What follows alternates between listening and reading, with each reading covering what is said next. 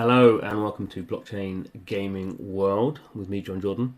So I'm today looking at AXIE Infinity, and in particular looking at the RONIN sidechain or layer 2 solution that AXIE has been using. And really, I'm a bit behind the time on this. This has actually been for a couple of months now. And actually, I did do a video about how to set up a RONIN kind of a wallet.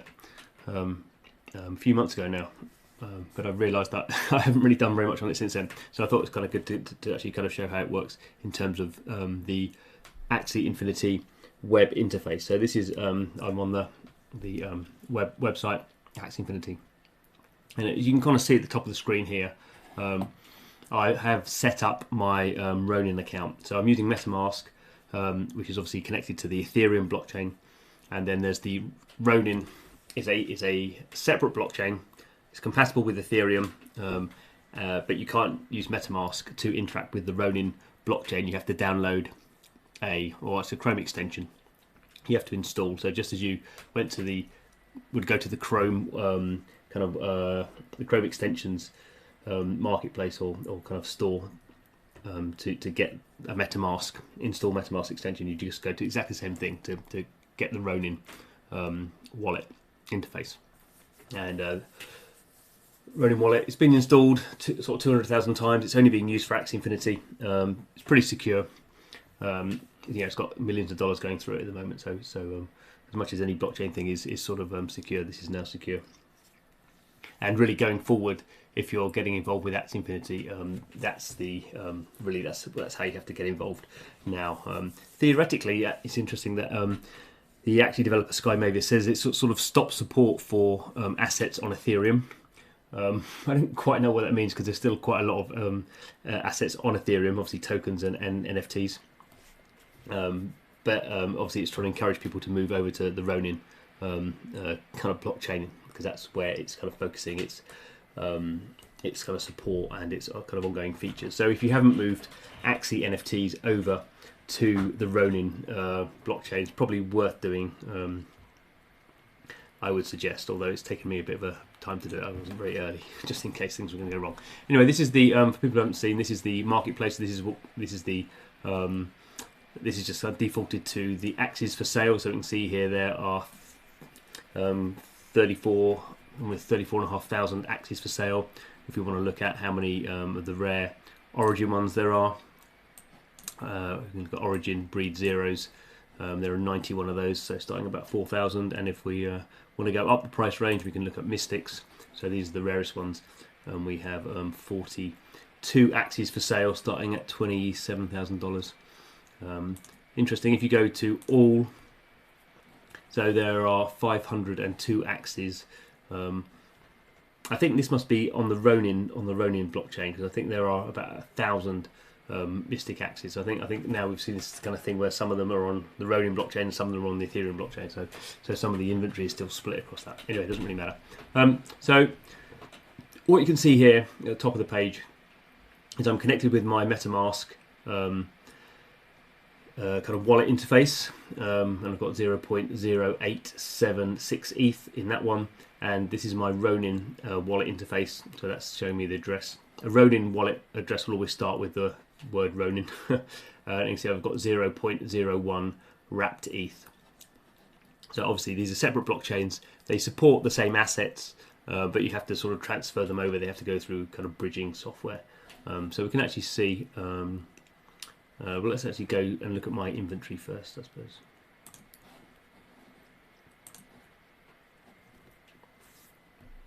So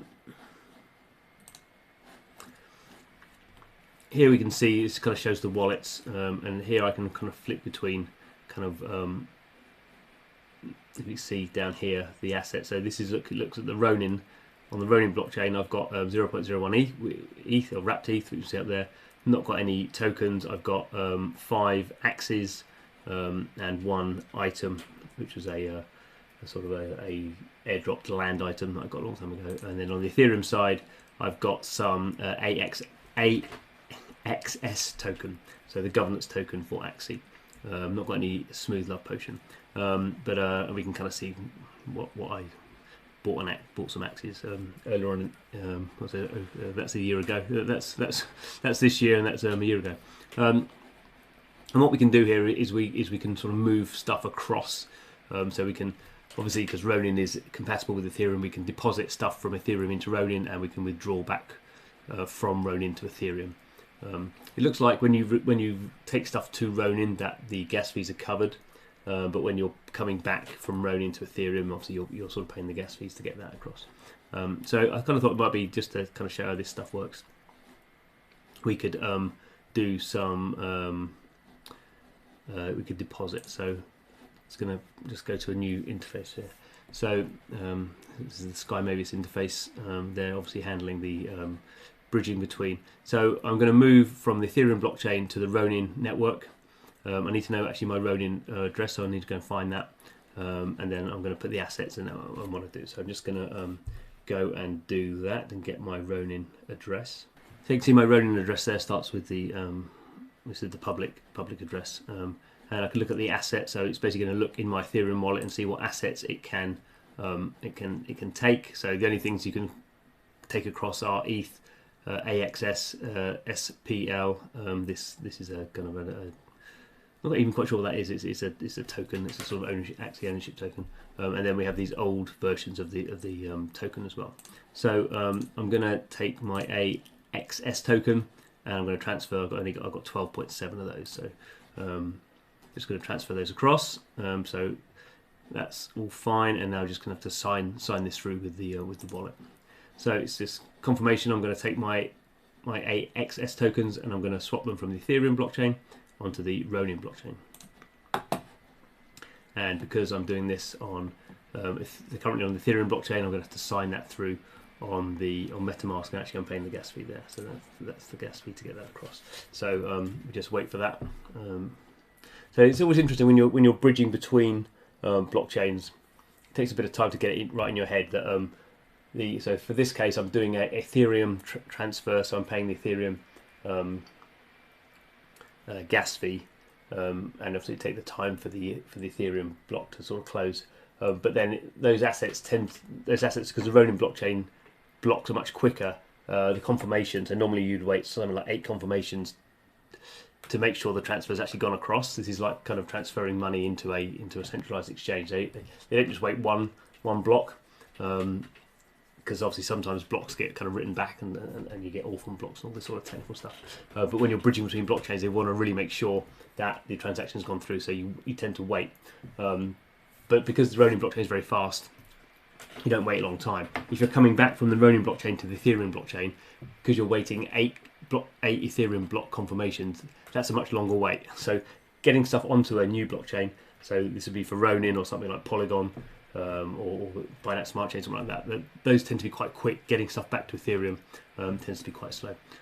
So let's we're going to look at Etherscan to see what's going on. Okay, so you can see that's gone through.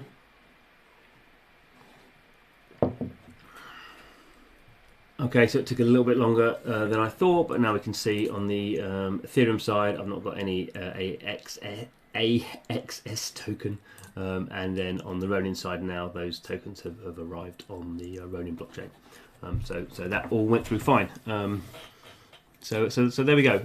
As I say, I always find it a little bit complicated when you're transferring between kind of blockchains. You're not exactly sure kind of where your assets are and how they're going through, and you have to make sure that you're using the right addresses. Obviously, often it helps if you're using separate, if you're not using the same wallet address, because with some things with Polygon you can use the same public address as you can on Ethereum, and then that can get a bit conceptually difficult in your head. I think it's always easier to have separate wallets, but anyway, that's all working fine, and certainly in terms of AXIE Infinity, the game is doing very well, and the Ronin blockchain is, I mean, if anything, it's kind of suffering because there's so much demand on it at the moment, so it definitely has been a good decision for them to kind of create their own blockchain to run their own game on, and obviously over time it will get kind of more fully featured and I guess more decentralized as well.